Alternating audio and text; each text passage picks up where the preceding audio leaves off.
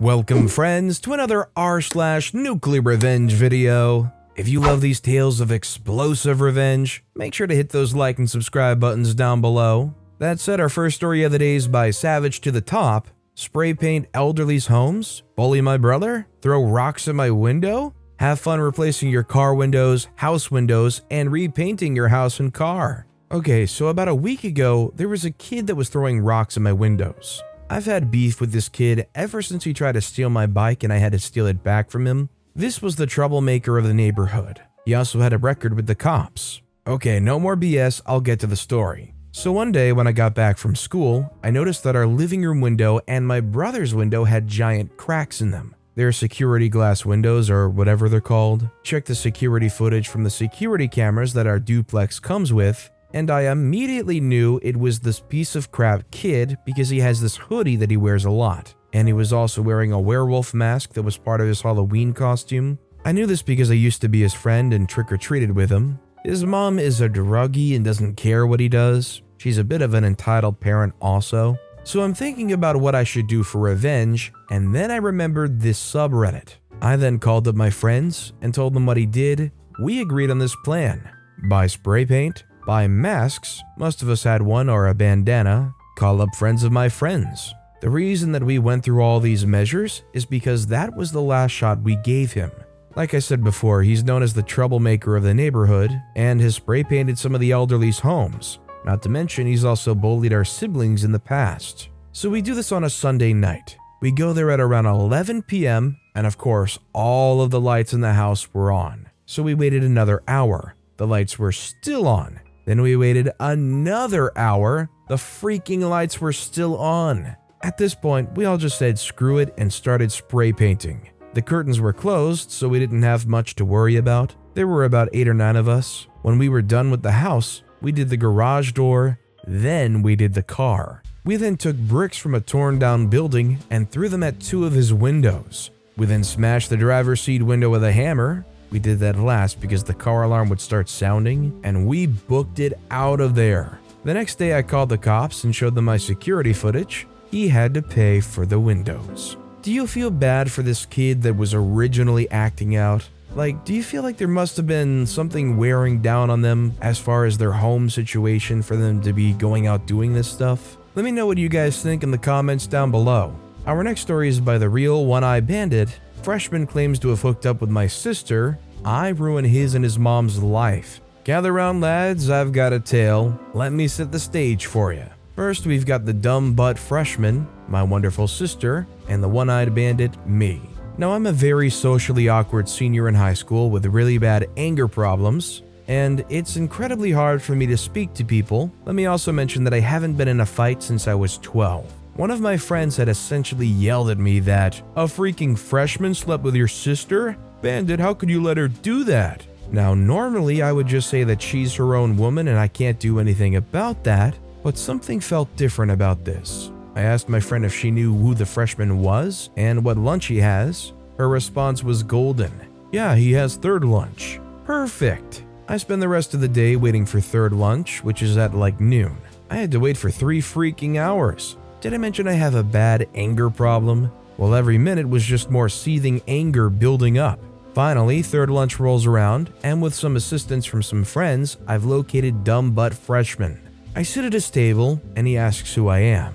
I respond with some BS about I'm a new student and I have nowhere to go. He freaking bought that stuff like discount fish. After about 5 to 6 minutes, another freshman came over and asked if a senior really slept with him. Perfect. He regales us with his story about how my sister slept with him 2 weeks ago. The other freshman leaves, and I keep asking questions trying to catch him in a lie and embarrass him in front of his friends. But he's good at lying. Then he goes on about how sis is very promiscuous and begged him to hook up and how he's gonna do it again tonight. I ask him to add me on Snapchat so he can give me updates. He gives it, and I leave like 10 minutes early. Time skip to later that night around 11 p.m. I start getting snaps from this kid. They're variations like, "Oh god, this so-and-so is wet," and "Oh man, I love this slot." Note, dumb butt freshman never shows the girl he's hooking up with. I snap him a video of me and sis.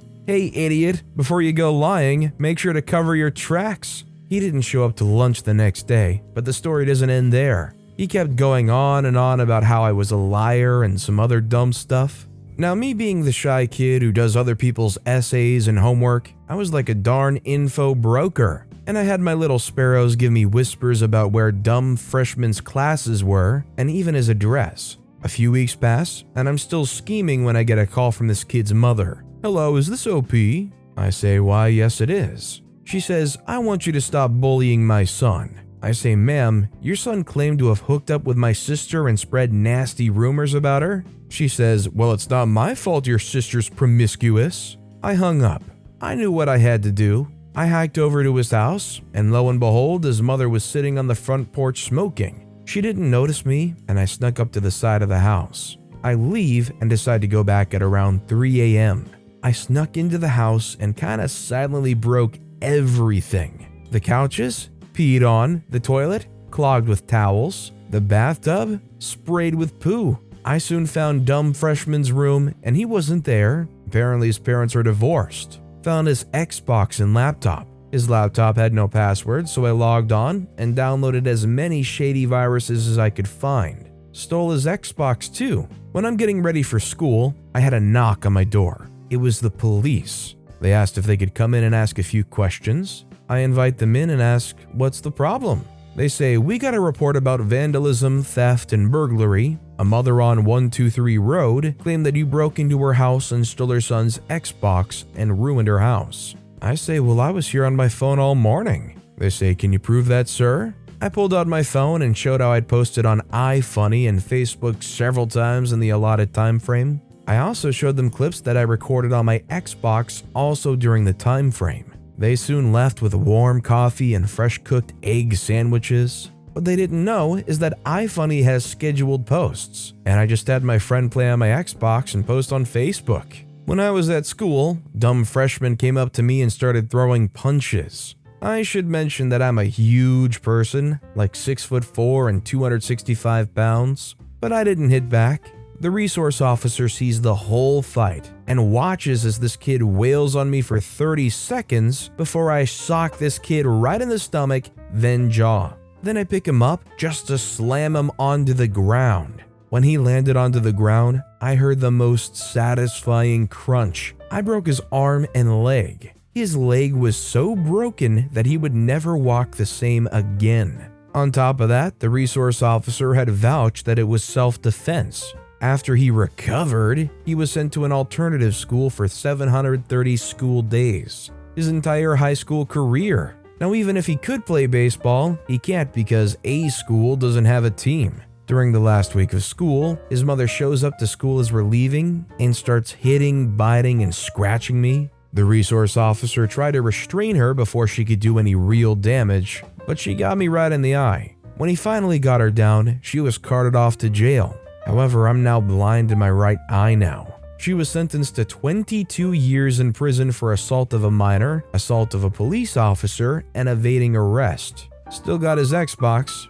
lost an eye. Fun fact, apparently OP literally posted a face reveal showing their supposed bad eye. Honestly, I looked at it and I couldn't really tell that there was anything noticeably wrong. It just seems a little weird to me that they would go and admit all of these crimes that they did in very specific detail and then post a picture of their face, pretty directly attached to it. But hey, more power to them, I suppose. And our final story of the day is by the real Nemo. Threatened me at my house? Bye-bye job prospects. Earlier today, I found something out that made my day. To begin with, I study marine engineering, which for those that don't know, is engineering on ships. I'm part of the Merchant Navy as an officer cadet, as I'm still studying to become an engineering officer. We're held to pretty high standards. Not to the same level as a military, but still, we need to be professional. In order to do my course, you can either fork out near 50,000 British pounds and spend hours upon hours looking for companies to let you work on board ships for experience, or get a company to sponsor you and pay for the course. The option that I and the person in question, we'll call him D for Druggy, chose was the company route, which is the main option. Because this is such a professional industry, drug use is heavily frowned upon. being found under the influence is cause for instant dismissal, yet they managed to pass every drug test, only having one. For training, we have to attend a college that specializes in jobs for the merchant navy, so you get to meet a lot of people from around the country, sometimes the world, as there's a few companies from the Middle East that use the college I attend for training their officers. In order to get into college, I ride a motorbike. Cars are too expensive as I'm 20 and insurance for a bike is so much cheaper than car insurance. Now, because I ride a motorbike, I have gear, gloves, neck warmer as it gets cold here, jacket, etc. Dougie would religiously take my bike stuff and hide it or throw it around the classroom. To begin with, I was alright with it as we would do stuff like that all the time. But like everything, after a while, it's no longer fun.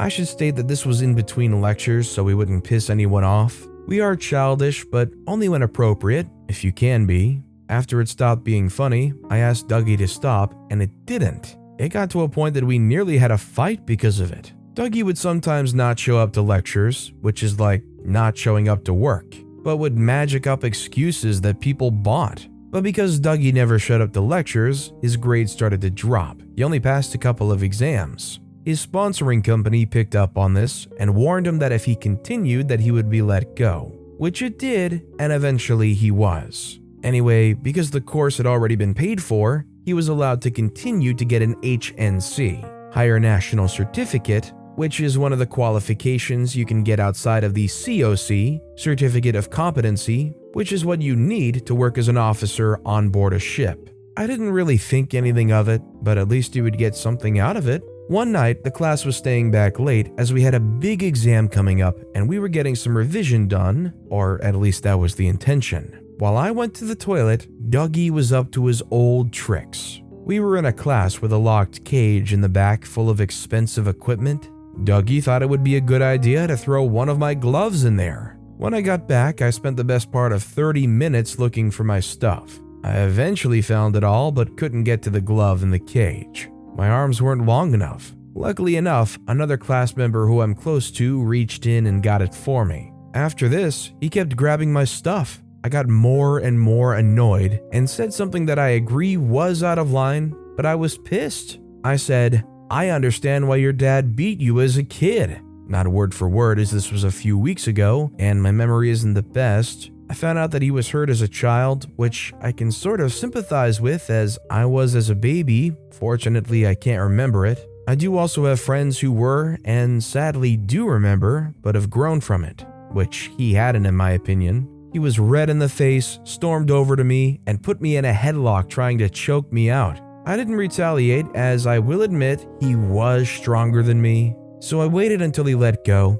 and he did, then proceeded to storm out of the room to calm down. He then comes back and sits down.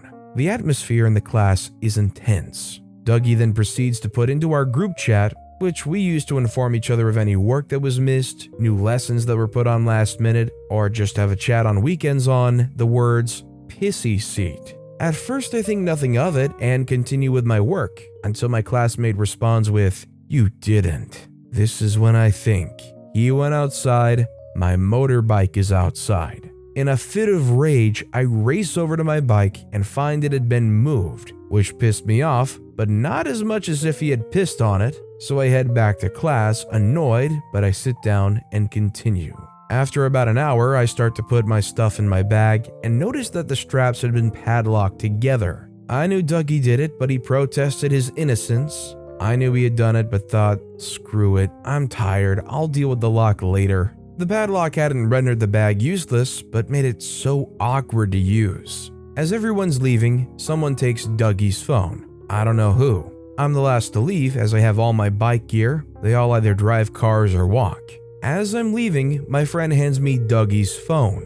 Dougie saw my friend with his phone, but didn't see him give it to me. Dougie asks for his phone, but as I'm annoyed, I pretend to not know anything. After about 5 minutes of arguing my ignorance, Dougie throws the key to the padlock on my bag and walks over to my friend. I'm at my bike now, getting my gear, one with Dougie's phone in my hand, getting ready to drop it at his feet and ride away. But as I get on my bike, he storms over really aggressively and says that my friend said that he gave it to me. I show him it. He's a good 5 meters away. and throw it into the bushes next to the bike parking and ride off. As I'm pulling away, Dougie kicks me. Now, I have a pretty fast bike, so I ride home quickly as I have a feeling something's going to happen. I get home, put the bike in the garage, and head inside. 5 minutes later, Dougie pulls up. I notice, so I head outside, and he's wanting to fight. I'm not a violent person, but I will defend myself if needed. I say screw off, I'm not having a fight, and lock the door.